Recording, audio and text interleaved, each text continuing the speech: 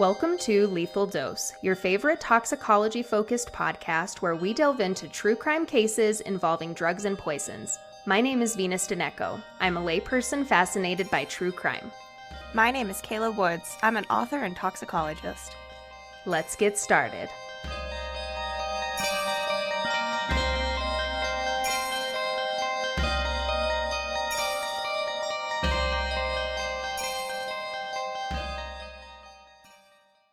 Hey, is your hat on tight? Tight enough. I have my tinfoil beret ready. Back to Russia we go. So, how did we get some of this quote-unquote secret information? We got the secret information that we talked about last episode when we talked about Georgy Markov and being poisoned with ricin by a KGB agent, probably. We got a lot of the information from that and from this episode through documents from the official Russian poison lab. So kind of like Freedom of Information Act. They just released them. I don't even know if it was. I mean, because we're covering kind of all of the Russian poison lab history today. We're not getting very political, but I want to cover like the scope of the poisons that have come out of this lab. And so, you know, like we said last time when the USSR fell and there was the rearranging of countries and the rearranging of government, some documents were made available that previously were not available. And there's also, as we're going to get into, spy games and counter intel and all of that. And so a lot of the information that we do have that I can verifiably say, like, yes, we know this is not a conspiracy, this, as far as we know, is fact, are from top secret government documents uncovered during research in the early 1990s. Okay. And, so, you know, semi-recently, I mean, I suppose that's 30 years ago now. 30 years ago. But, I mean, in terms of, like, the whole history of it and everything, we were in the dark for a while. And so we do have some information that's backdated, right? And then we also have documentation from businesses and we have testimony from people who were there. Okay. So where in history exactly are we starting? Okay. Well, the Poison Russian Lab, kind of as we know it, was started in 1921 under Lenin because he survived an attempted poisoning. And this is what I think is so interesting about this whole history with Russia and their poisons and how we don't know what they were doing, but we thought we knew what they were doing and we wanted to get a step ahead of them. Like, the whole reason that Russia created their poison lab, which is super scary and super real, is because Lenin was poisoned by someone else and he wanted to get ahead of whatever anybody else was doing. Yeah. He said, nobody's gonna fuck with me like I just got fucked with. Right. And so again.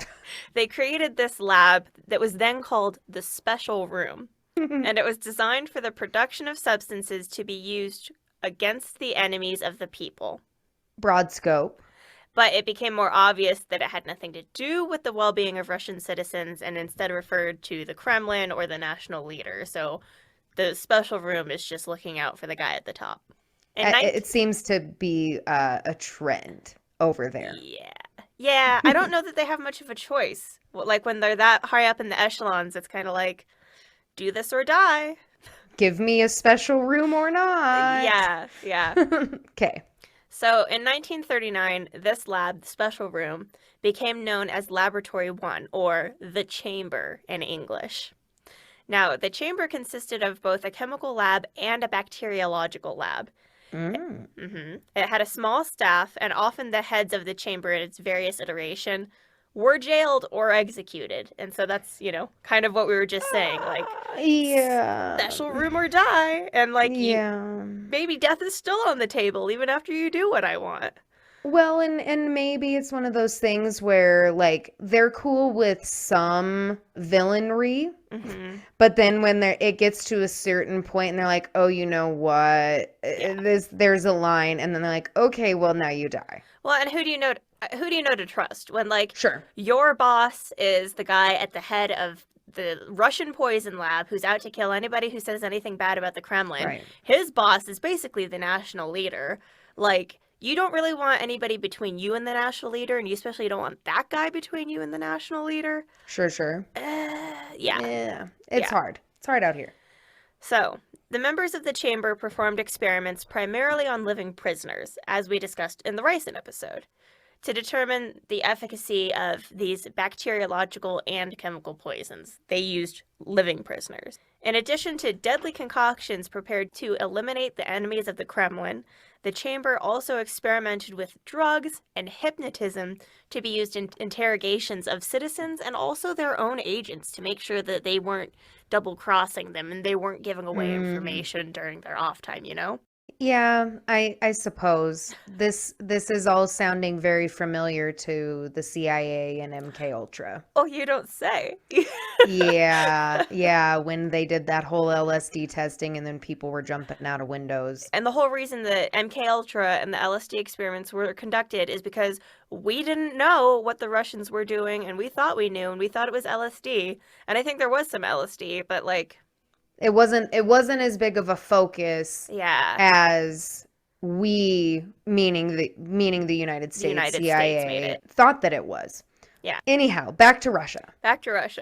So 5 days after Stalin's death in 1953, Wolfgang Salus was killed using a substance developed in the chamber. And I think that the whole timeline is of interest because we started with Lenin and now we're with Stalin, and the chamber has prevailed through all of them. They were like, yes, I like this. I didn't like the last guy, but I like this. I like what we're doing here.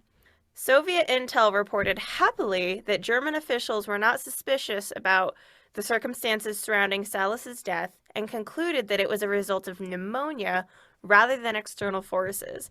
And this marked the first time a Soviet poison had been used to kill someone outside of Russia.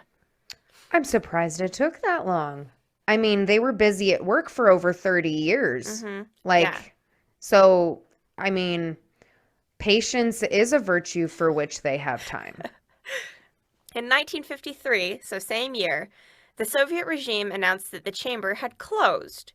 So they had their first successful mission outside of the Soviet Union, but now we're going to close. So, of course, this was untrue because they just got their first successful kill outside of the Soviet Union. They're just going more underground, it sounds like. Yeah, because the chamber moved departments and labs within the regime and was now called Laboratory 12. We'll keep referring to it as the chamber because I think that colloquially it still is referred to as the chamber when we talk about it, but it became Laboratory 12.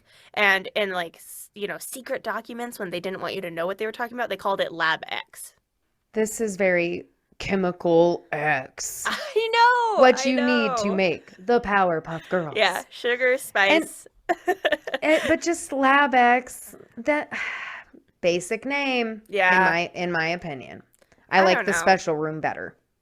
I like the special room. At the same time, I guess I can't expect them to just be forthright with what they're saying. I guess it's kind of stupid. I think that they're writing any of it down because that could be intercepted. But these stupid code names and secret names for things, I'm just okay, a bunch of why little not call boys, it right? You know? Well, and why not call it Garden Gnome Central? Because when you call it Lab X, right, it's super suspect. And if you called it Garden Gnome Central, it would, I don't know. Yeah. It's just too on the nose. Yeah. And it seems like they're being, super code name, but Lab X sounds like a fucking chemical laboratory. I'm sorry, guys. Yeah, I wonder what they're doing in Lab X.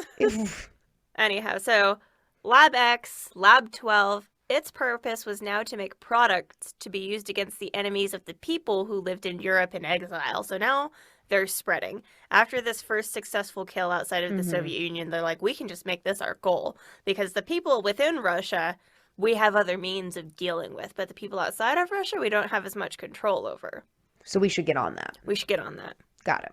Now, of course, the Soviet Union signed the Biological and Toxic Weapons Convention in 1973.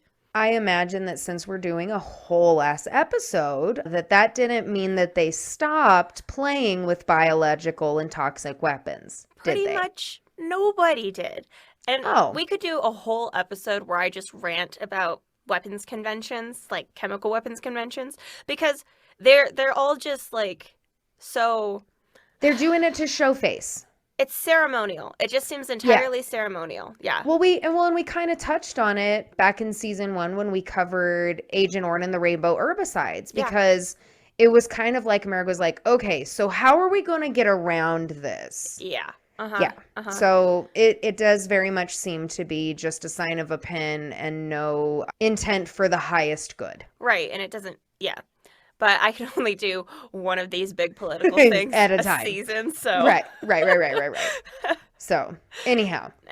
So a new lab was then established under the guise of being a civilian pharmaceutical and vaccine company called Biopreparat. And at the same time, Lab X had been expanded and attached to the Operational Technical Directorate in 1978, which is just like part of their government.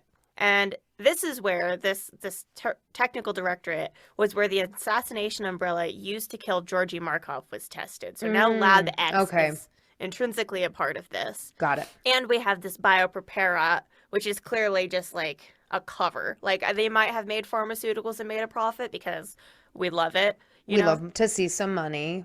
But now we have these two, like, oh, we're not doing anything suspicious. We're just gathering a bunch of information about pharmaceuticals and public health. But they're almost getting smarter because at least that's a better cover than calling it Lab X. Well, it still is Lab X underneath a couple layers. but calling it Biopreparat or whatever is better than Lab X, guys. Like, I mean, they're at least getting sneakier, which I can respect. And British and U.S. intelligence was aware of this to some degree, and they wanted to know, like, what is Biopreparat, what's going on with what was previously Lab 12. And so they determined that between these two labs, the Soviet Union had the world's largest biological warfare program in the world, with up to 32,000 people employed at 30 physical military and civilian labs and research institutions. And another 10,000 people worked in bioweapons labs. An estimated 1,000 to 2,000 of the 9,000 scientists, so people with scientific degrees at work in these labs, were experts in their fields on deadly pathogens.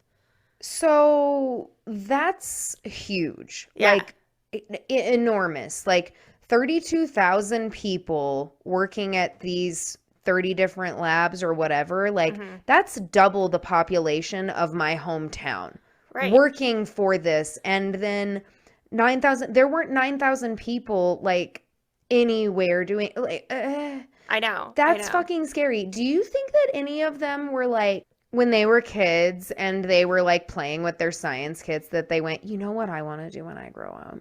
I want to work on deadly pathogens for the Russian government. It's difficult because, like, if the whole point of Lab X wasn't to deal with people out, in Europe outside of Russia, and we had this place that was really just for pharmaceuticals and for vaccines, and we had all these experts in deadly pathogens working on it, it could be great. It could be fantastic. We could have eliminated all sorts of fucking things, all of the deadly pathogens that plague humanity, if the goal and the intent was completely pointed in the other direction. Sure, because if they had, 32,000 people working on the cure for cancer as ferociously as they were working on how do we kill people? Right, like, and pumping the same amount of money into it. Right, pumping the same amount of money, time, and energy. The world would be a different place. Yeah, it would. Yeah, that's wild, but also way to go, Russia #1 in something. Russia #1. But it gets worse. Oh, good. In 1989, the first Biopreparat defector revealed that the size of the operation was 10 times larger than originally estimated by U.S. or British intelligence. 10 times is a large multiple when you're calling it 32,000 people. Yowza. Okay, that's a lot. So we have a lot of people on the case, is what you're saying. Yes. Okay. And we do have people who maybe when they were younger were like, I want to work in deadly pathogens. Right. I want to change the world. And then they ended up working for the Russian government and, Russian intel and doing their time there and then defecting. And so on top of that first defector, we also have an article written in 1992 entitled Poison Policy that was actually printed in the Moscow News by a doctor with insight into the biological and toxicological weapons used by the programs. And so they haven't defected, but they are trying to like blow the whistle on this thing. Mm-hmm. So the article read, I decided to make another attempt to expose before the public eye the hypocrisy of the military-industrial complex, which, on the eve of the signing of a government convention to ban chemical weapons, developed a new type of chemical weapon 5 to 8 times stronger than all known weapons. That's a pretty powerful statement. Yes, it was so powerful that the doctor who wrote the article was later arrested, but luckily he was subsequently released. Okay. Well, I hope that they didn't do bad things to him. Yeah. Yeah, I think he might have had too much attention drawn to him with that. So okay. Yeah. But not like Georgie, who was like writing articles, and it's a fine line, I suppose, of like, you're drawing too much attention and that's why we want to destroy you, to, oh, you drew way too much attention, we can't touch you. Well, because Georgy Markov was like, I'm living in London, and here's how Bulgaria sucks, and here's how communism sucks, and here's what I want you to know about what it's like to be a citizen in Bulgaria. Instead of specifically dropping, like, well, here's state a chemical secret. Here's a chemical weapon 5 to 8 times stronger than all known weapons. Like, that's is... Your other governments are actually going to be paying attention to that, because other governments don't really care what's going on in Bulgaria. Citizens care what's happening to the citizens, but this is a government-to-government level, like, oof. And if you have no idea who Georgy Markov is and what we're talking about, get your shit together and go listen to our last episode about Ricin. For real, yeah. For real. Okay, anyhow. Okay. So do we know what he was arrested for specifically, or was it just... the whistleblowing? I think it was just the whistleblowing. They might have had something else that they said, but it was definitely like the whistleblowing. For sure. Okay. Yeah. So now is when we're going to get into the bulk of what we know about the poisons used or developed by Lab X. So poisons of interest, I mean, they run the gamut. So they used narcotics, mustard gas, strychnine, curare, ricin that we already talked about, anthrax, some radioactive agents, nerve agents. But we don't have all the time in the world, and it was really emotionally draining to even research for this episode. So we're just going to choose a couple. Okay, let's roll. Okay, so the first example of a drug that wasn't necessarily meant to kill, because the intent was not always to kill. Sometimes it was to punish or extract information. And the first example of this was in 1964, a, quote, direct action, which is a KGB euphemism. Sounds like it. Was taken against a West German engineer named Horst Schwerkmann. He was sent to Moscow to remove KGB bugging devices planted in the West German embassy. And I don't understand bugging devices. That is clearly not my area of expertise. But however he did it, it hurt to listen to on the other end of the bugging. And so the KGB got upset with him. I don't think they were necessarily upset they were taking it down. I think maybe that's like just a spy move where it's like, we put them up and you took them down. The fact that it hurt seemed to be what they were upset about. Well, yeah, I mean, that's going to mess with your super spy ears. And so while he was still in Moscow, just like checking out, a religious surface, because he was Orthodox and he wanted to get his religion in and not miss that for the week. God forbid, literally. The KGB entered the church he was in 2 days before he was supposed to return to West Germany, and they sprayed him with liquid mustard gas. Not a good time. Mustard gas is technically always a liquid. Calling it a gas is technically not right because it's more of an aerosol. But he was just like, his leg was soaking in mustard gas. Yeah. That can't be good. It's not good. It is not good. Mustard gas is also called sulfur gas, and it contains chlorine, which is highly fat soluble, so that once it penetrates clothing, it can be easily absorbed into the skin and cause severe blistering, right? And mustard gas, by 1964, this was a well-known agent because this was brought out in World War I. I was just going to say, the mustard gas wasn't like a brand new shiny toy to them, right? By no means. And it could have been very, very deadly had they chosen to make him breathe it in. He could have ended up getting that blistering in his lungs, essentially, and leading to pneumonia, leading to just straight death. But, yeah. Yeah, but he was sprayed in the leg. And so instead, he just got this severe blistering of his leg. Yeah. What are some of the other effects of mustard gas? Like if it gets sprayed into a church or there are other innocent bystanders, like for our Shverkman, after the exposure, his skin would have become itchy and inflamed. His eyes probably would have become inflamed as well as the eyes of anybody around him who was exposed to that vaporized mustard gas. And it could induce vomiting because it is very, very potent stuff. And so it's like irritating. It's extremely irritating. It's irritating to the mucous membranes, and it can actually strip away parts of your esophagus from inhaling it. So so is it deadly? It can be deadly, but it takes weeks for it to be deadly. It's very, very slow acting. Gotcha. As far as I know, it didn't hurt anybody else. I didn't hear about any deaths or anything like that. Okay. He was just sprayed and his leg was soaked. And I think he lost his leg. Was it an infection that got his leg? No, it's just the blistering, the severe blistering. I'm not squeamish, but I've got like some images in my head that are like not a good time. Poor guy. Yeah, not a good time. But the intent wasn't to kill him, and he didn't die. He just suffered for what he did. Yeah. Gotcha. So it was just, like you fucked up. Now you're going to find out. Yes. You fucked around, you found out. Okay. Why is mustard a part of the name mustard gas? Because it smells like mustard plants. Oh, really? Yeah. Interesting. I really never knew why. So I had to ask. Yeah, and I think actually, I don't remember the order. There was phosgene gas and there was mustard gas, and both were bad. I can't remember which was developed first, but phosgene gas smells like freshly cut grass. And so it's this almost like pleasant smell, but they would smell it on the battlefield in World War I and be like, oh shit, we have to get out of here. Yeah. Whereas with mustard gas, it's more like, this is a weird smell. I shouldn't be smelling this. Like, I don't think it creeps up on you quite as right. We're not at Coney Island. We are not having hot dogs. Yeah. Like, why is this happening? Yeah. Okay, interesting. I really didn't know. No, it's fine. Okay.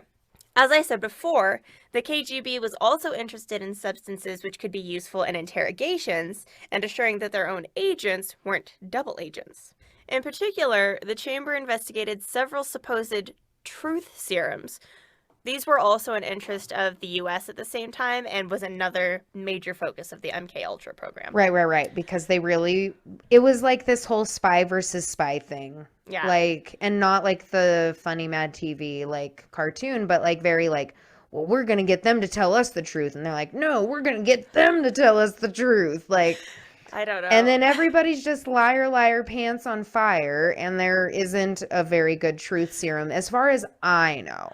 Right. Well, and that's the thing is that, like, I know it's supposed to be like this, the end of Kill Bill when he shoots her with his truth serum and, like, you can't lie to me and lasso of truth shit. But to me, this honestly just sounds like that scene in Mean Girls where, like, one calls up the other and doesn't know that there's a third on the line. It's just like, how could you lie to me like that? Like, it's just so juvenile to me, this whole thing. It is. And it's like, a good spy, which we have yet to come across, but a good spy would very much so, like, not give it up. You know what I mean? Like, it's just this improbable thing. And to me, it really boils down to, especially, like, just because I know more about the MKUltra stuff than I know about this, obviously. But, like, people want to get into the inner workings of somebody else's mind so bad. And I think that it's one of the truly private places that we have. And governments, good and bad, really just want to get up in that shit. They do. Yeah. And they want to make sure that you're not giving it up, as you said, that you're a good spy and you're not going to give it up, even with truth serum. Right. And it's like, stop. Like, this is definitely a fool's errand. It is. Yeah. Like, in my opinion. But anyhow. So, What is a truth serum? What do we mean by that? Is it as ridiculous as it sounds? Yes. Yes. Because truth serums are any substance which can be administered and the person would be totally unable to lie as a result. A total liar-liar situation, but chemically induced. So the main truth serum that people are familiar with today is sodium pentothal, which is still sometimes used for interrogations in India at least as late as 2008. Oh, wow. Yeah, and I mean, that was a while ago, but I couldn't find anything saying, like, yay or nay, it's not used that way anymore. Right. The idea of truth serums has been around for ages. Pliny the Elder is credited with saying, in wine there is truth, in the 1st century. And I can attest to having seen people become looser in the tongue while drinking, or when plied with alcohol by a third party. So there's definitely truth in his statement. Absolutely. Absolutely. As the sober friend at parties, the always DD, the girl who couldn't drink ever. Oh my God, it's fun going to parties sober, you guys. Like, sitting there and having a conversation with somebody and you just ask the right questions. Yeah. You're going to find out everybody at the fucking party's dirty secrets. Like, let me tell you how much I have going to the grave because of drunk story time. So 1000% there is truth in that statement. Yeah. Like 1000%.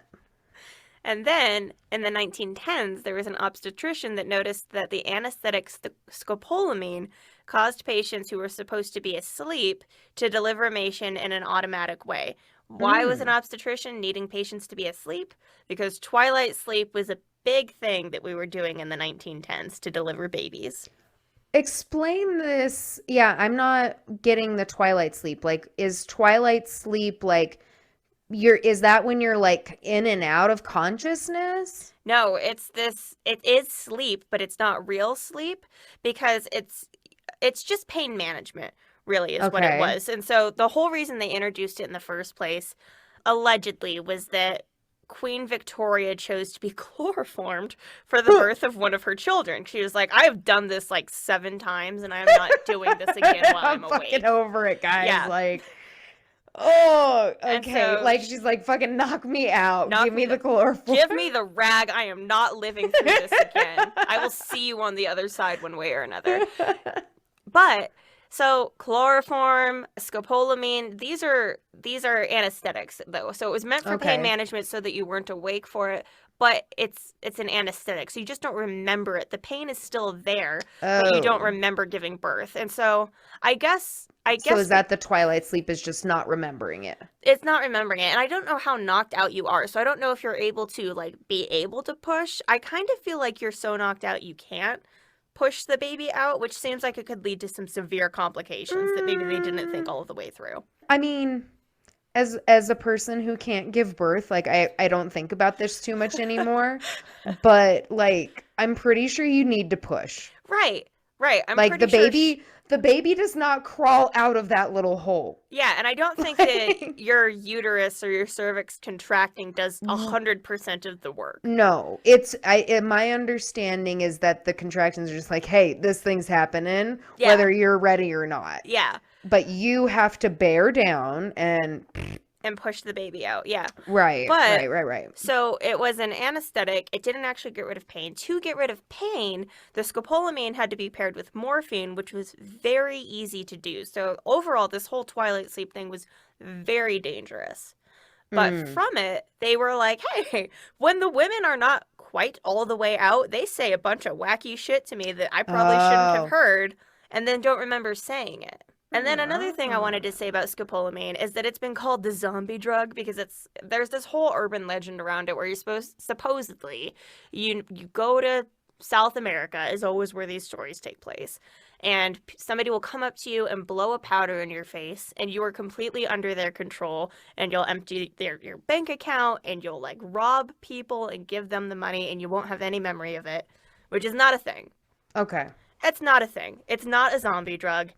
Well, it will make you less nauseous and it won't make you remember things. Right. I literally have scopolamine patches in my medicine cabinet because there was a time when my nausea and vomiting was so bad that we were literally trying everything. Yeah. And I mean, to me, it didn't work great. I was still puking. But I'm like, man, could I slap some of those onto some and be like, tell me the truth? Nope.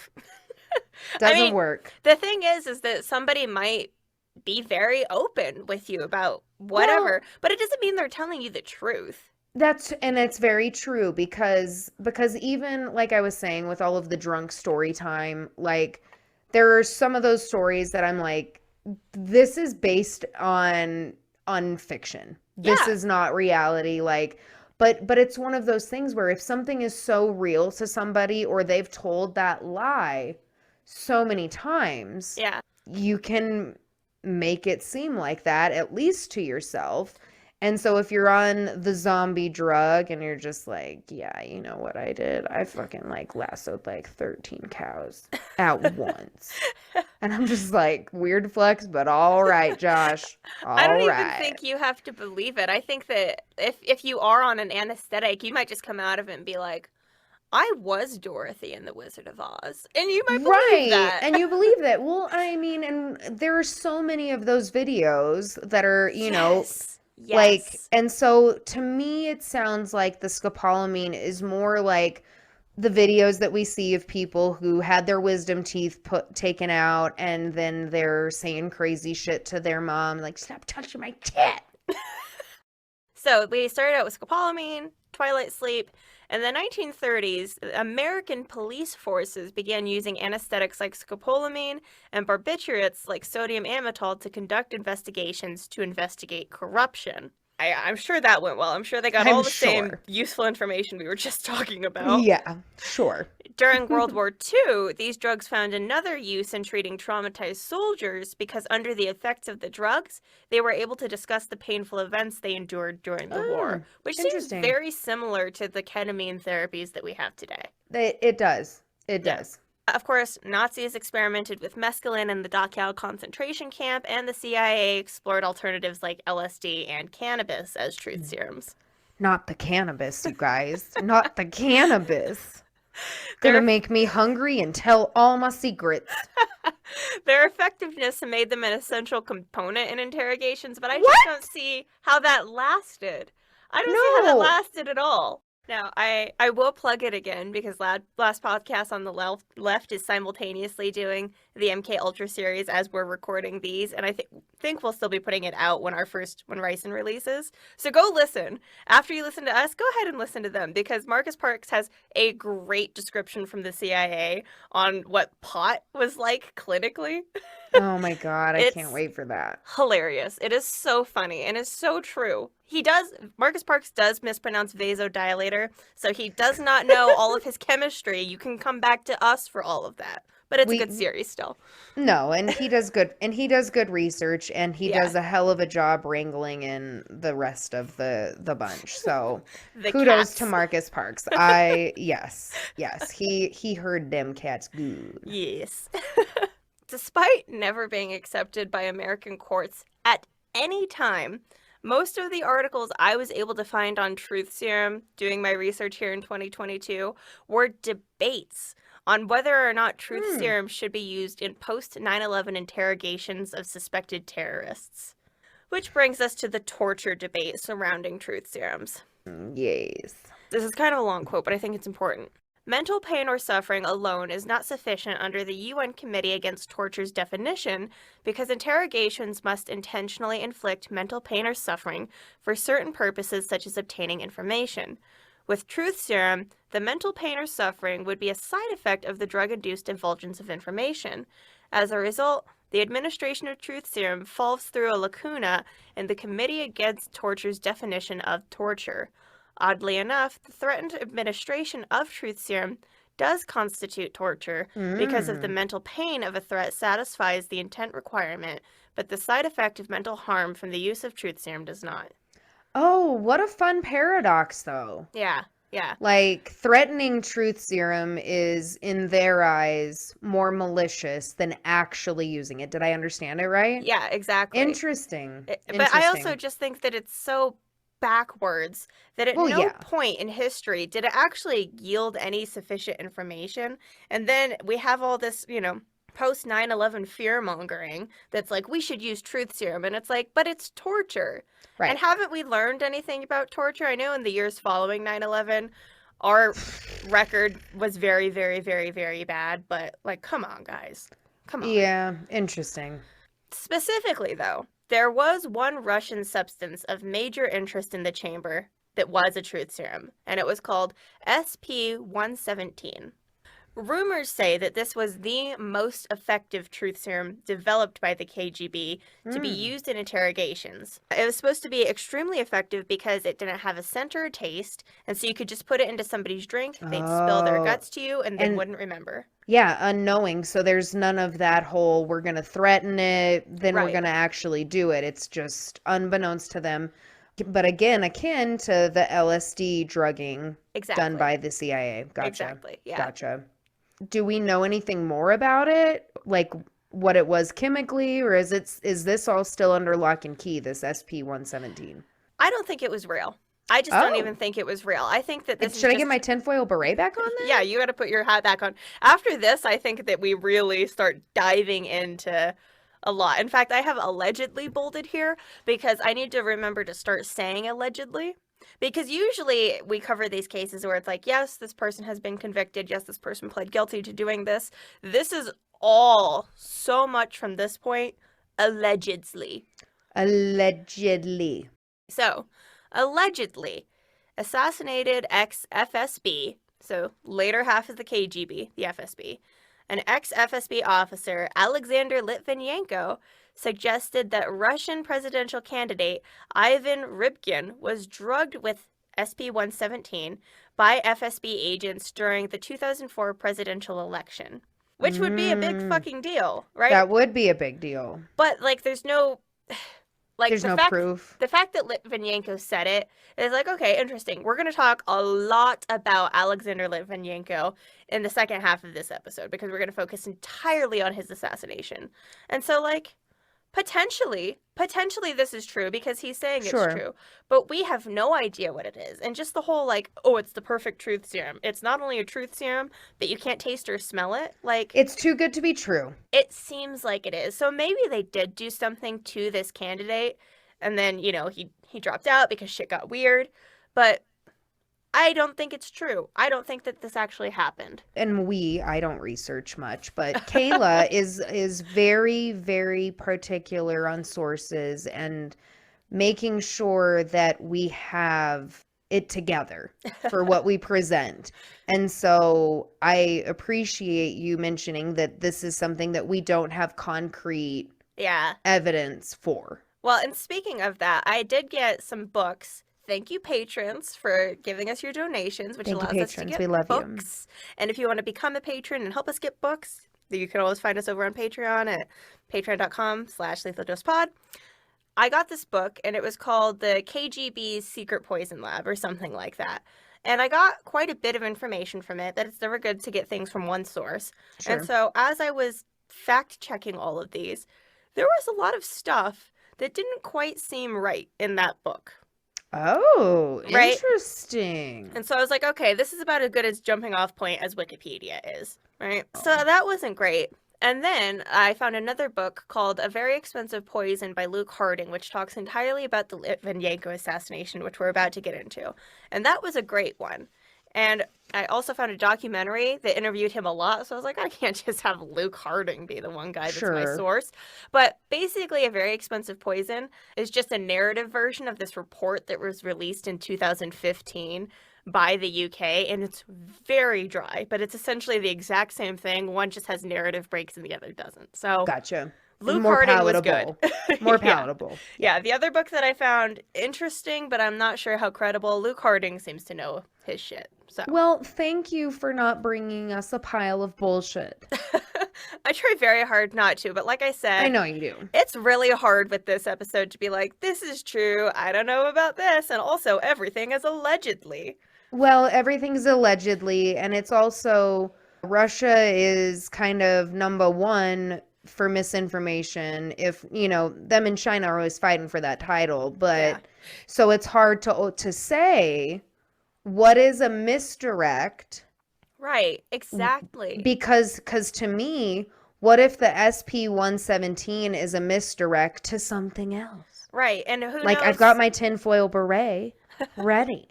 Who like, knows do you know what I'm saying?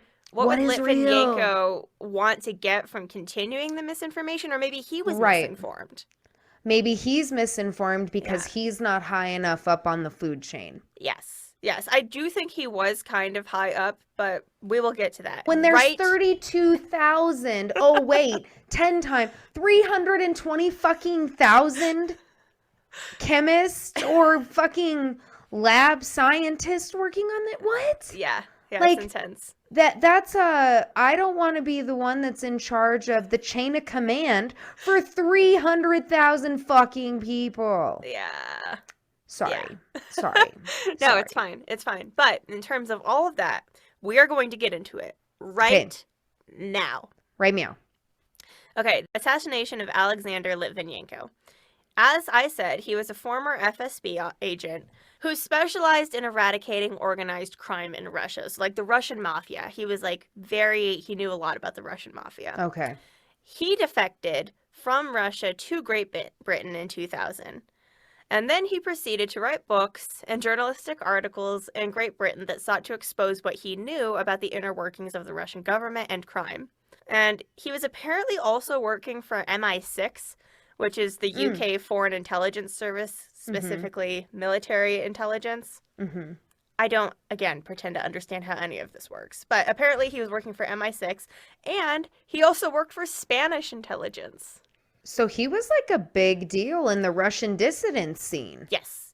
Okay. Very big deal. Okay. Of note, in his writing, he directly accused Vladimir Putin of being a pedophile and ordering the assassination of another Russian journalist in 2006.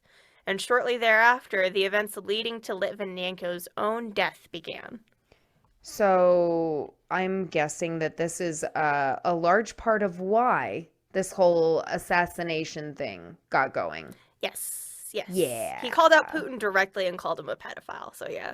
Yeah, that's gonna do it. And this isn't like some QAnon mom saying like, they're all pedophiles, man. And I mean, I don't know some of his theories, some of the things he said, some of his friends, even his Russian friends are like, I don't know about that, Alexander.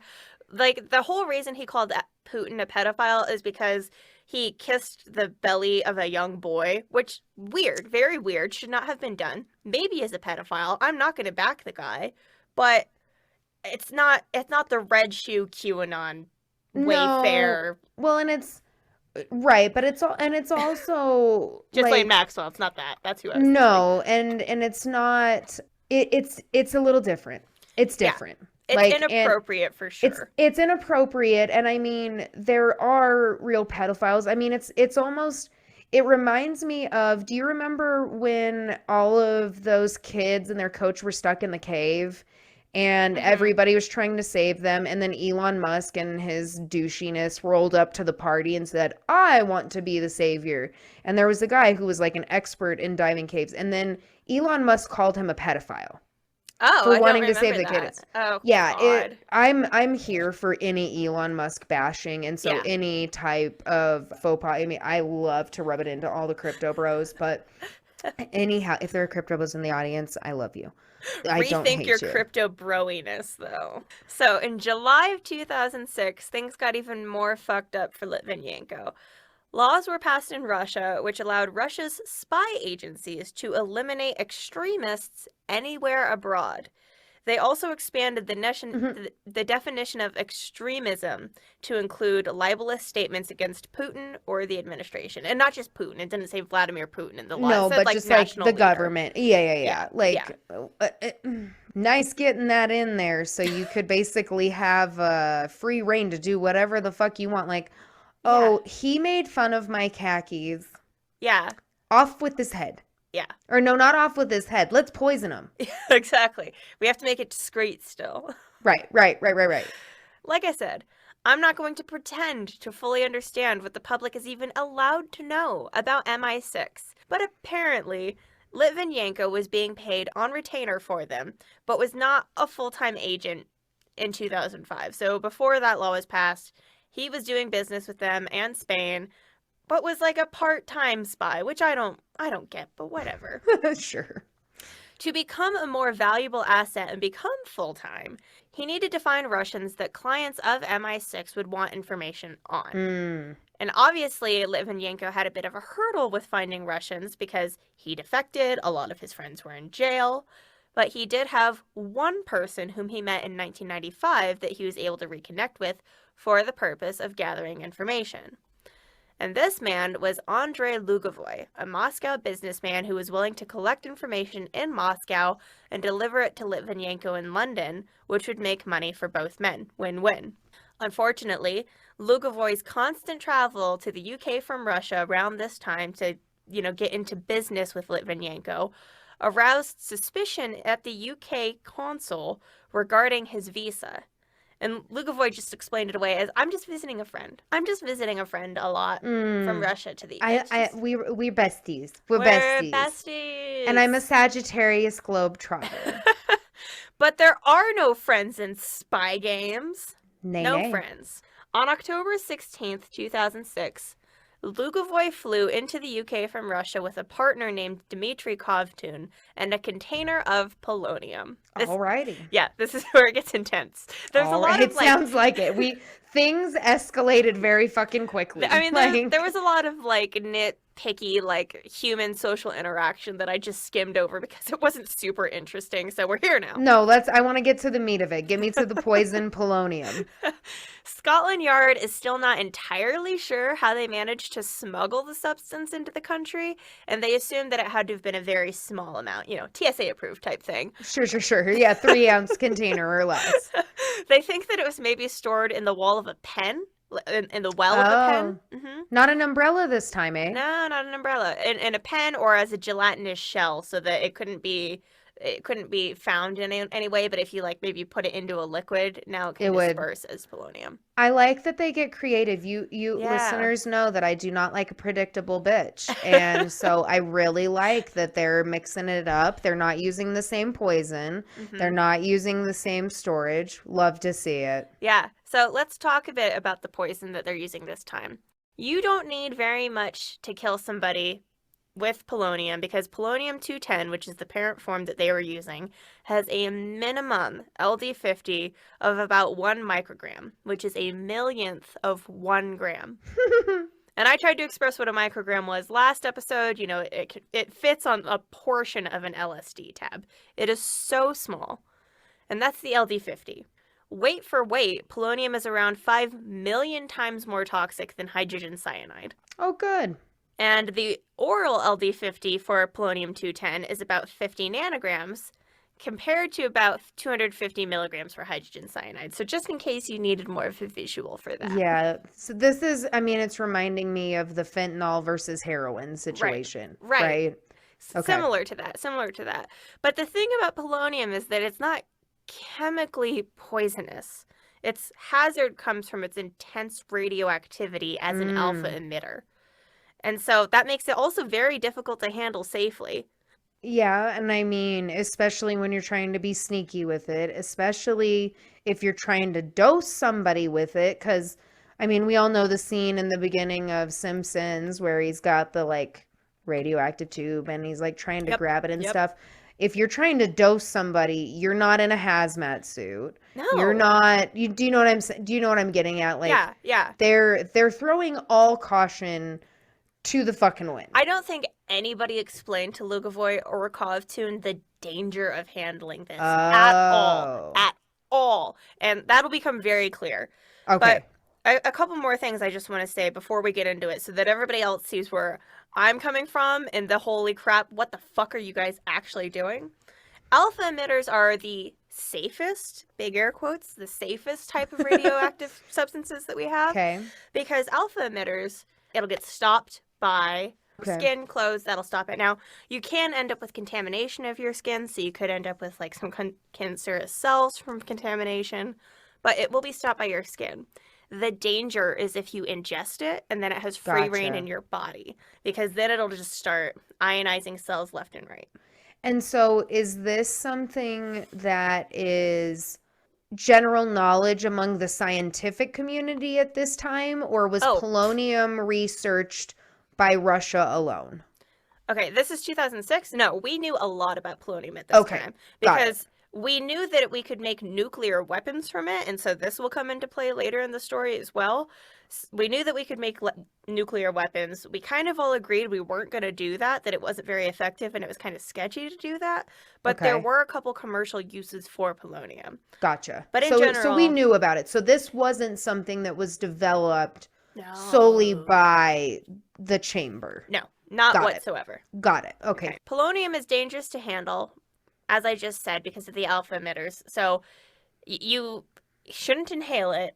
You shouldn't be around it. You'll be kind of okay, but it's not, again, it's the safest compared to fucking gamma and beta radiation. Sure. Now, polonium-210 exists in cigarette smoke, so we're all exposed to teeny tiny levels, but it's also kind of like how an X-ray, one X-ray isn't going to hurt you. But, you know, we do ask, people with uteruses at least are asked, are you pregnant? Is there any chance you could be pregnant? They ask you like 3 times before you get an X-ray. They do, yeah. Because it could be dangerous to developing cells. It could be dangerous to somebody who's more at risk.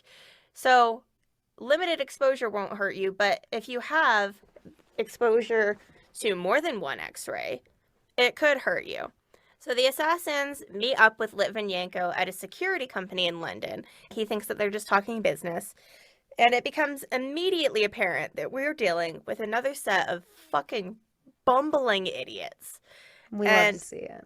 I don't know how we keep coming across these people. Because there are a lot of bumbling idiots in the world. And I think that's why. They just keep getting a hold of poisons. It's almost like crimey things attract bumbling idiots. Huh. Maybe that's the correlation. Yes, I think you have. Okay. Anyhow, Luke Harding wrote in his book, A Very Expensive Poison, Lugavoy and Kovtun had no idea what they were carrying. Their behavior in Britain was verging on suicidal. Nobody in Moscow appears to have told them polonium-210 had intensely radioactive properties, or that it left a trace, placing them in specific locations and indicating via telltale alpha radiation markings who sat where. It was possible to identify anything and everything they touched. Door handles, telephones, wash basins. So not only are they bumbling idiots, not only do they not know how to safely handle the polonium, but they're basically like leaving a trail of breadcrumbs. Yes. Nice guys. They must have gotten it on their hands at some point before leaving their hotel, and they just got it on everything. They got it on fucking everything is contaminated with polonium, that they were able to go back after all of this is said and done. They were able to go back and test these locations and be like, oh, they had to have sat here in this chair because this chair shows contamination and this chair does not. So they were literally just able to go around and, here we go. Yes. There they go again. Yes. Oh my gosh. The idiocy never ceases. No. And I mean, we're led to believe that spies keep a low profile and you'll never know who's a spy and they're so good at spying. Right. These guys are fucking idiots when it comes to this. I guess they were just like dressed in really like weird clothing with like a lot of jewelry and stuff that made them stand out, and they were like kind of big guys. And so you'd think that they would do something to like make themselves more low profile since their like own bodies were working against them. But these guys were just like trying to like hit on women and like, yeah, I don't get it. Bumbling idiots. Anyhow, so Lugavoy and Kovtun met Litvinenko and another spy at the agreed upon time to discuss business, and it's believed that Litvinenko's cup of tea or glass of water, we're not sure what he was given during this meeting, but it was spiked with polonium at some point. And it was probably the tea because the fourth person present with Litvinenko, that other guy, recalled Lugavoy being very insistent that they try the tea. You got to try the tea. Tea's so good. Have you had the tea? Oh my God. I know. But Litvinenko never drank the tea and never drank the poison. And it's possible that he actually spilt his glass on accident or something because the tablecloth and the chairs were radioactively contaminated. Oh my God. Showing a spill. Yeah. Litvinenko's presumed chair was considerably more contaminated than Lugovoy's and Kovtun's, and it just shows that, again, they got the polonium on themselves and then got it everywhere else. Everywhere but in the target's body. Yes, so far. Got it. And Russian authorities would later try to claim that the excessive contamination of Litvinenko's chair at this meeting suggested that he was actually trying to poison Lugovoy and Kovtun. Oh, nice. And that all the subsequent contamination that was traced on this polonium trail was a result of foul play on Litvinenko's part. This was the version of the story that was even shared with Russian media sources. Sure. But of course considering how the story ends, it's doubtful. And it gets worse. Tell me more. Lugovoy and Kovtun had actually caused contamination of surfaces even before their meeting with Litvinenko. So there's no way that it was Litvinenko there to poison them. Well, right, because they've given the breadcrumbs up. Yeah. They had contamination in their hotel rooms, and the bus that Litvinenko came on, they were able to, like, use his bus card, be like, he was on this bus. Bus was totally clean. Okay. And then, after this failed attempt to kill Litvinenko when the cup was spilt, they dumped the remaining polonium down the bathroom sink of Lugovoy's hotel room. So not only did they take this poison, trail it all around fucking town, make a scene, wear ostentatious outfits, like, then they go ahead and just throw it down. So is there any way that this would have affected the drinking water, or is it such a small amount that it wouldn't have had the potential to affect the drinking water? I mean, maybe it was such a small amount that it got dispersed, like I was saying, where, like, cigarette smoke, we're all exposed to it in that way, but I don't know, like, I didn't hear anything about it. I didn't hear about any subsequent, illnesses or anything from it, but I feel like there has to be something going on in that water now. It seems like, I mean, just from what I've learned from this podcast and how dangerous this shit sounds, it's probably not good to get in the drinking water. No. Or even the sewer. I mean, for that matter. Sewer, groundwater. It's not good. Because that's the issue in my hometown, is a lot of the groundwater. Yeah. Is contaminated. Yeah, I'm sure it wasn't good, but I didn't hear any follow-up about it. Gotcha. So that evening, following that first meeting, Litvinenko was ill and vomited, but thought nothing of it. He thought that this was just, I don't know, I had something bad at lunch. Sure. But it was likely that this was an early sign of radiation poisoning, just being near the polonium that was decaying in his water of tea into, the daughter polonium and things like that. Mm-hmm. Which, to me, begs the question, how the fuck were Lugovoy and Kovtun holding up? You took the words right out of my mouth. That's what I was wondering, was like, he's around it for one day, but these guys are playing splish splash, I'm playing with my polonium. Yes. And fucking just gallivanting all around, and they're fine and continuing to gallivant. Yeah. But they did have some issues, because they actually checked out of their hotel rooms early the next day and went to a different hotel, saying that they didn't like the condition of the rooms in the old hotel. But I hate it when my hotel room's radioactive. That's the thing, is they were probably just wanting to avoid further exposure to the fucking radiation they were exposing themselves to after dumping it down the drain. Aye. God. And then they're just having a vacation, and they're just trying to fuck around in London. Like, they literally went to eat pizza and try to go find women to sleep with. Nice. Right?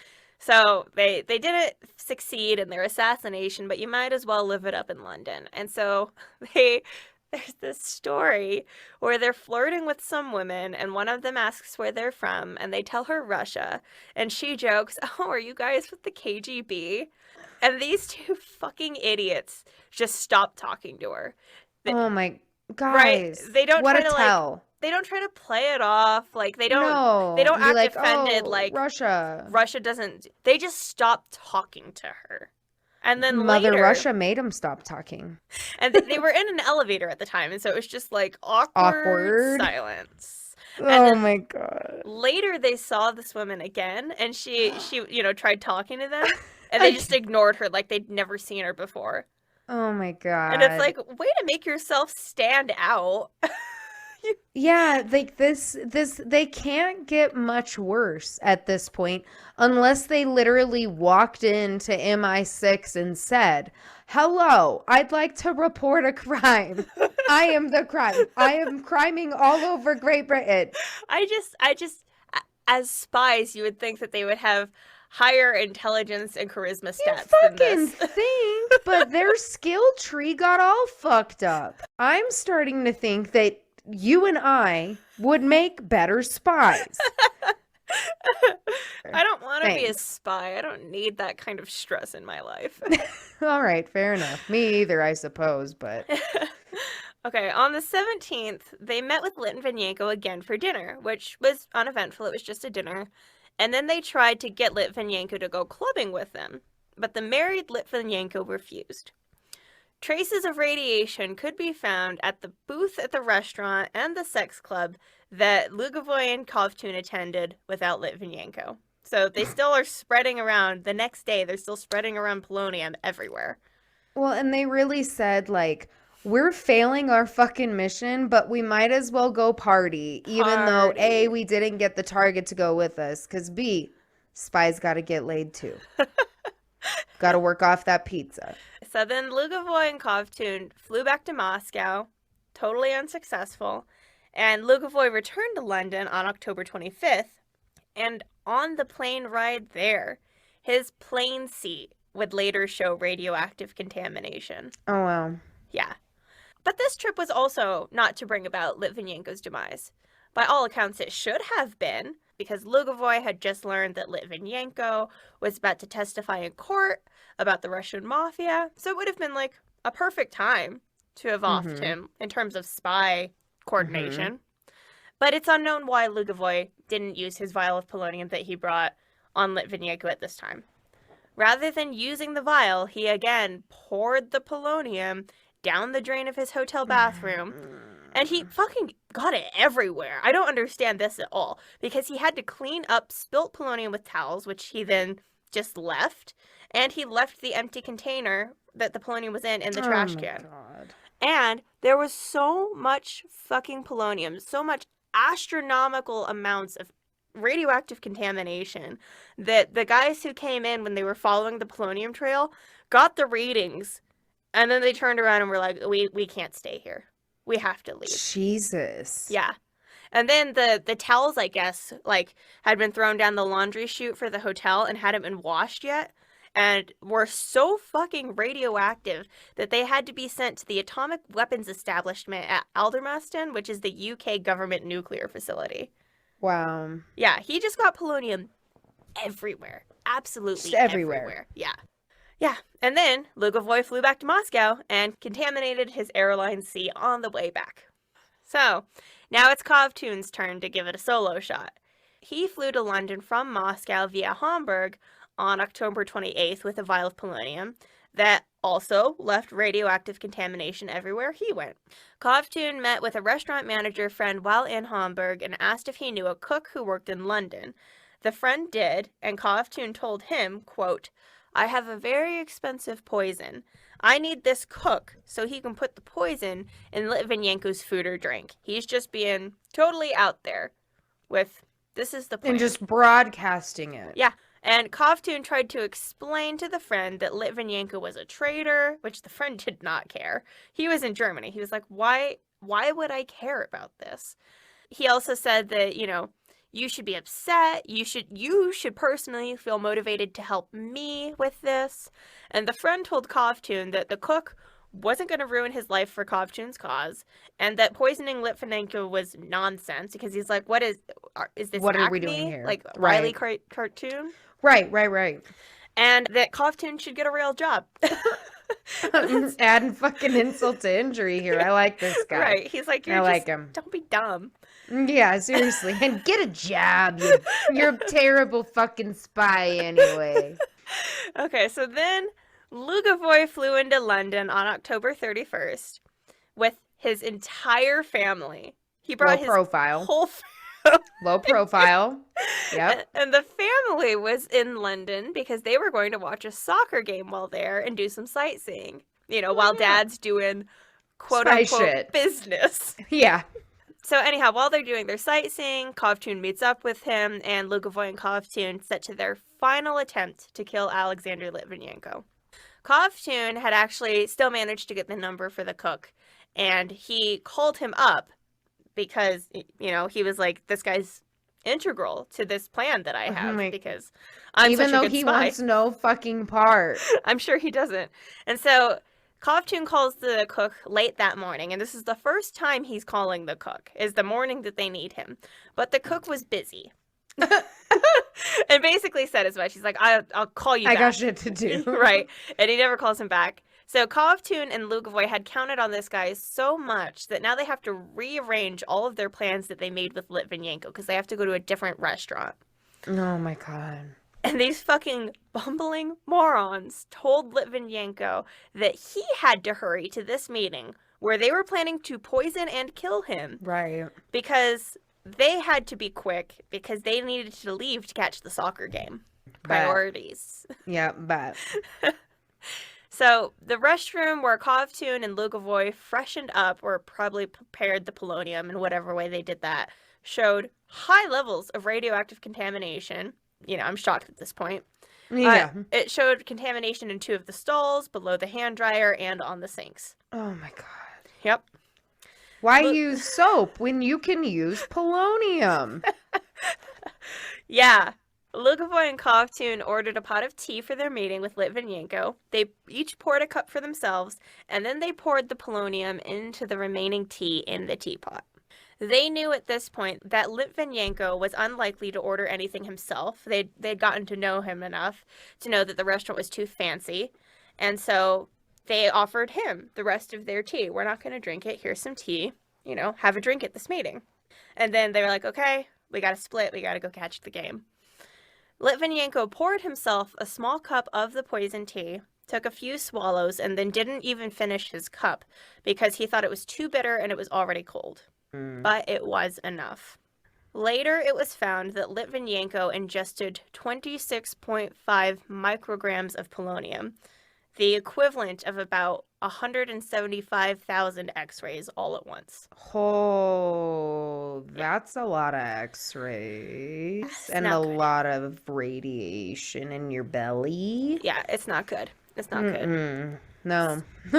So, along with Litvinenko now being internally contaminated, his jacket sleeve was contaminated, but so was the entire bar area that they had occupied. The tables, the teapot, the entire dishwasher where the staff washed the teapot was contaminated. And then there was further contamination from the employees handling all of these things. And so, then touching everything else that servers at a restaurant and are going to touch. Yeah, and so there was contamination on the crockery, other tabletops, the till, the handle of a coffee strainer, bottles of alcohol behind the bar, ice cream scoops, and a cutting board. It was fucking everywhere. So do we have any idea as far as like what the timeline was like between the actual poisoning and to when everybody and their Geiger counters are coming in to figure out the trail of breadcrumbs? Because I love how clear the play-by-play is with this. Because of their bumbliness. We are given this, but I just, do we know how much time passed? So only about a month passed.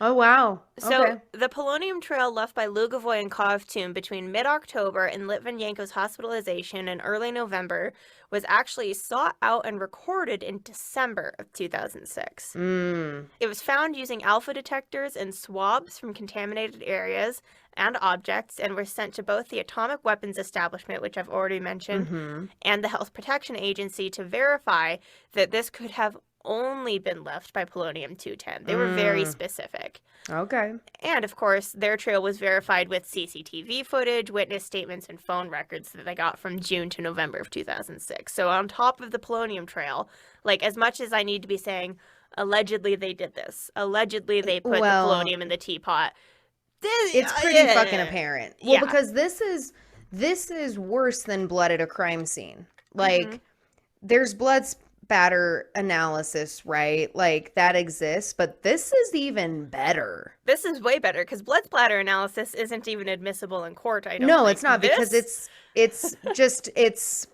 angles and trajectory and speed and things like that. Or like, but even like a bloody handprint that says like Mark did it. Like this is better than that because who the fuck is Mark? Right. You know what I'm saying? Like, oh, I love it. Okay. I love it.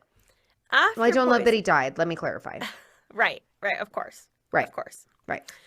After poisoning Litvinenko, Kovtun then, predictably, poured the remainder of the polonium down the bathroom sink of his hotel room. Predictable bitch. I thought that we were going to give away the non-predictable award to but nope. They lost it. They had it and they lost it. And this is where it gets really sad. At the Litvinenko home, Alexander's wife Marina had cooked up a light celebration dinner to mark the 6-year anniversary of their escape from Russia. That evening, Alexander became violently ill and vomited all through the night. The following morning, when Marina woke up, Alexander was pale and having trouble breathing, and it was at this point that he had believed that maybe he had been poisoned. The irony of the day. I know. That's sad. I know.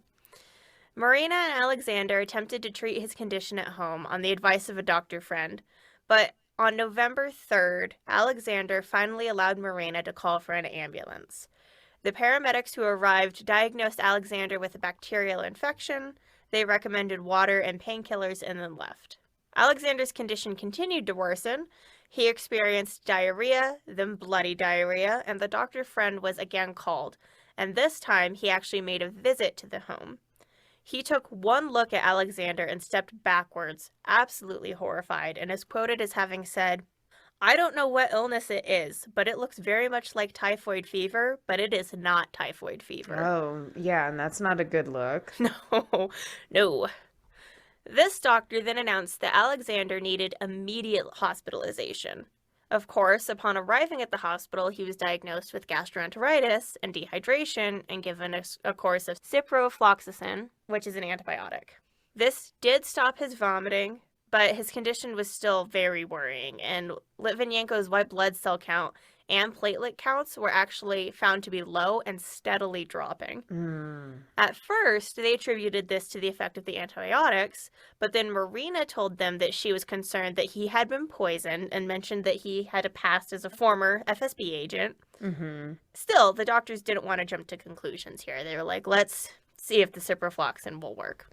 So would he have had enough radiation in his system to emit radiation to other people around him, like just him existing near his wife?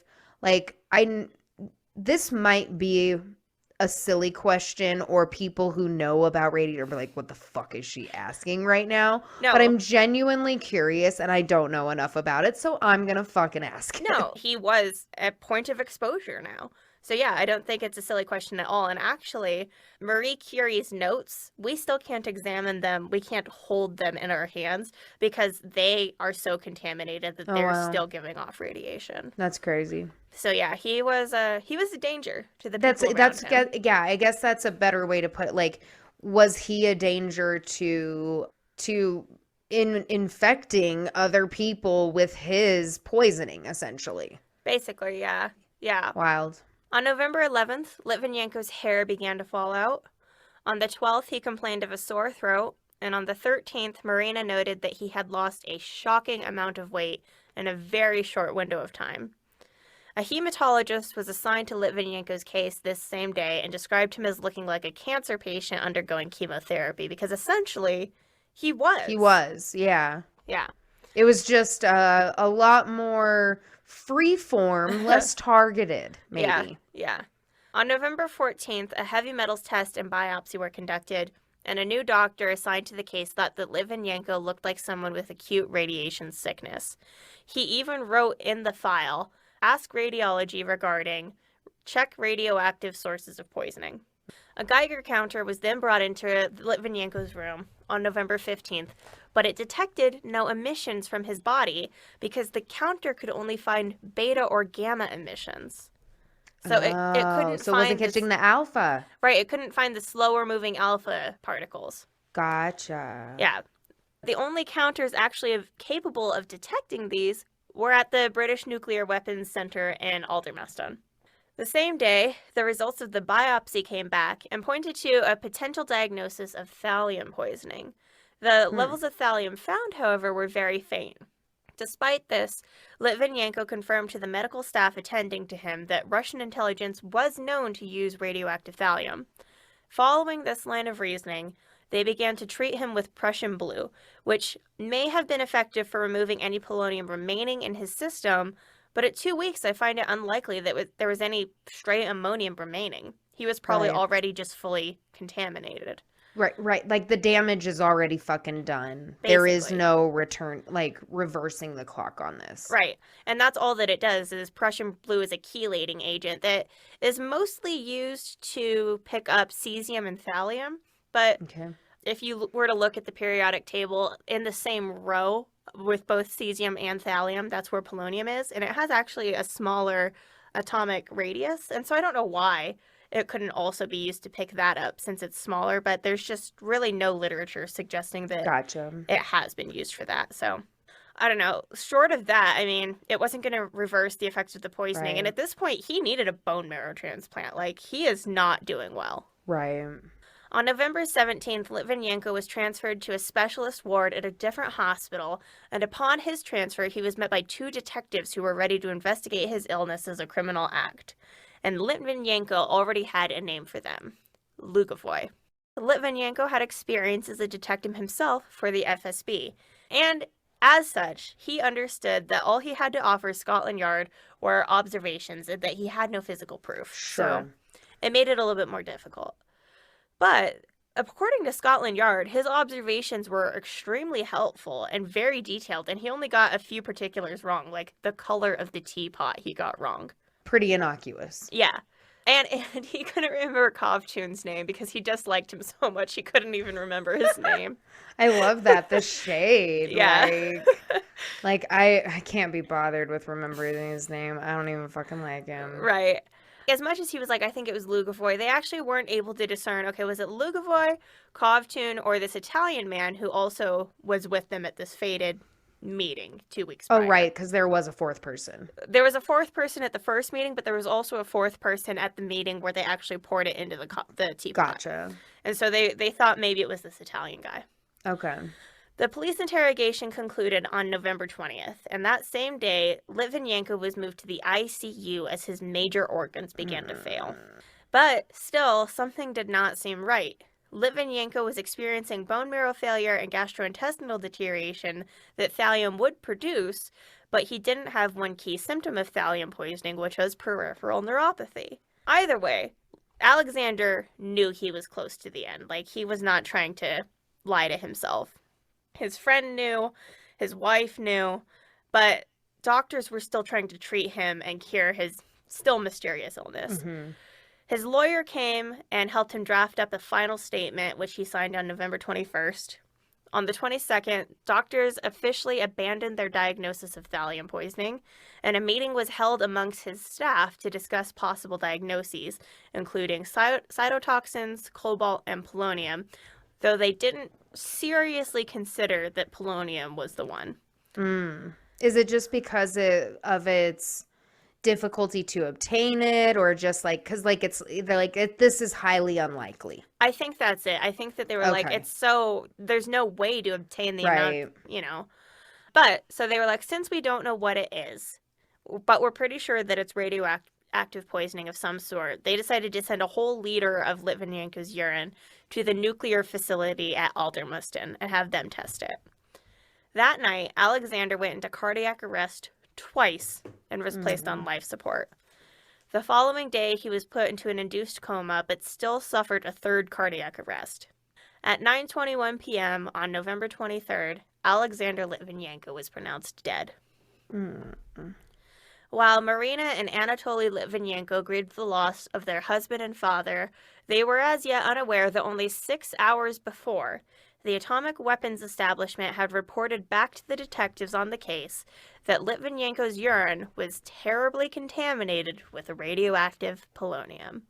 Now, polonium, as I said before, is an older material that can be used in nuclear reactors and nuclear bombs, but it's not very effective, and most countries had abandoned it by the early 2000s. The UK knew that the only country that still manufactured polonium-210 was Russia, and so it wasn't like a complete surprise. They're like, okay, Russian FSB agent. Yeah, predictable. Right. But now the people in the UK were a little bit panicked because did this mean something more? Was it, was it a message being sent to the UK because it was polonium? Sure. Should we be worried? So a theoretical physicist at the University of Sussex was ultimately able to determine the following conclusions about the polonium, and these were only revealed to the public in the report that I told you about. It was finalized in 2015 and then released in 2016, so it was years before the public knew this. Okay. This physicist said that, 1, the polonium was manufactured at the Avangard facility in Sarov, Russia, which still produced polonium for use in anti-static settings. Based on the amount and the isotope of polonium, he believed it originated at a separate facility in Ozersk, Russia, where it was used for the initial irradiation of bismuth. So he knew that it stopped at one facility and started at one facility, and there was somewhere in between where it was probably grabbed. Gotcha. And what is an anti-static setting? So since polonium is an alpha emitter, it can be exploited in the form of a tiny thin metal film that can reduce static in industrial settings. It can also be used as like a brush, and so I don't think it's ever used commercially. I don't think that people can ever get it, but industrially, it's just a way to reduce static. Gotcha. Yeah. And so the second thing that this physicist determined was that this act had to have been performed by an agent of the Russian government. Now, he believed this because of the missing link between these two facilities. Oh, okay. It would be very difficult for anybody who didn't get clearance and cover-up from the Russian government to have nabbed it. Right. Right. Jinx. And they also knew that, like, other places might have produced polonium, but, like, not in the amounts that they needed, and so they were pretty sure this is what happened. Alexander Litvinenko was buried on December 6, 2006, in the Highgate Cemetery of London. His coffin had to be lined with lead to avoid contaminating his pallbearers. By this time, the polonium was traced back to Lugovoy, who has consistently denied any claims that he is linked to Litvinenko's death. Putin has also protected Lugovoy and denounced the claims of UK investigators. Rather, he says that the investigation has only pointed fingers at Lugovoy to spread anti-Russia sentiment. This is obviously just good old Russian deflection. Like, no you. Right, yeah. No, no you. No, he was trying to poison them, and they're lucky they got away. And you're just trying to be anti-Russia, right? Right. Now, I don't even know what to say about this. This was just bound to happen, I guess. Kovtun later admitted to a friend that he was receiving treatment for the same kind of poisoning which had killed Litvinenko. He told the friend, "These arseholes have probably poisoned us all," but he did not give further information as to whom he meant, what the treatment was, or how he was exposed. Oh, so here's the thing, like, I don't feel bad for him, but I also feel bad for him. Right. Does that make sense? Like, yeah. I feel bad because, like, he's not an innocent bystander. He's, by any fucking means. But, like, that's a terrible way to get sick. It's an awful way to get sick. Yeah. In 2007, the UK's Crown Prosecution Service charged Lugovoy with Litvinenko's murder, but Putin refused to hand Lugovoy over. And Lugovoy would actually be elected as a deputy of Russia's legislative body that same year. Of course Putin did that. Not only avoid extradition, but let's get you a spot in government. Yep. And the story doesn't stop there. There's always more political intrigue and spy game and conspiracies to explore. But that's not the purview of this show. So what I will say is that notably, the murder of Alexander Litvinenko was due to polonium. And he was probably the first person ever to die of acute alpha radiation effects of polonium. But The other person who ever has been known to die of radiation effects from polonium is Irene Joliot-Curie, who was Marie Curie's daughter. Oh, yeah, there was an explosion in her lab. She died in 1956 from a single exposure. Oh, Jesus. Yeah. I had no idea. Yeah. Yep. Huh. Potent stuff. Potent polonium. Yeah. Yeah. So that's the end of it. That's the end of where I researched into Russian agents. There have been other cases recently that were both nerve agent cases, and I just did not have the energy to get into those after this whole Litvinenko thing that I thought was interesting to talk about and fun to talk about. So I'm ready to leave Russia now.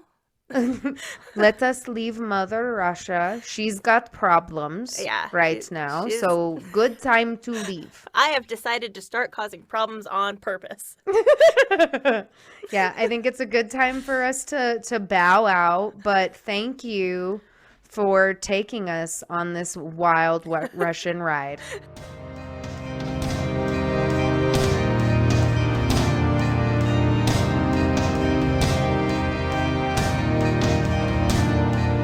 Thank you for joining us. We hope you enjoyed this episode.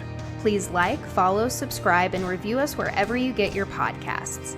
For more Lethal Dose content, you can find us at Lethal Dose Pod on Instagram, Twitter, and TikTok.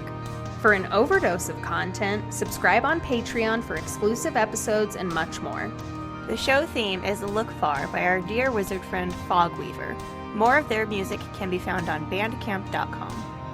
Lethal Dose is created, researched, produced, and edited by Kayla Woods and Venus Dinecko. Stay safe, and remember, the dose makes the poison.